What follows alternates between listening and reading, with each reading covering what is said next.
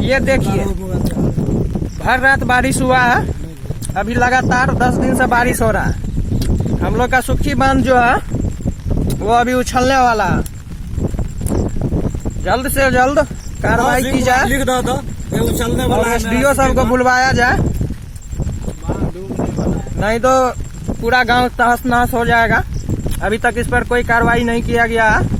देख रहे हैं हाँ ठीक है। पूरा यहाँ तक बस थोड़ा सा बचा हुआ है। आज रात अगर बारिश हो जाए तो पूरा गांव, इधर देखिए, इधर भी पूरा डूबा हुआ है, इधर गांव सब है, सब डूब जाएगा। ठीक है, कृष्णा के गप जल्द से जल्द इस पर कार्रवाई किया जाए।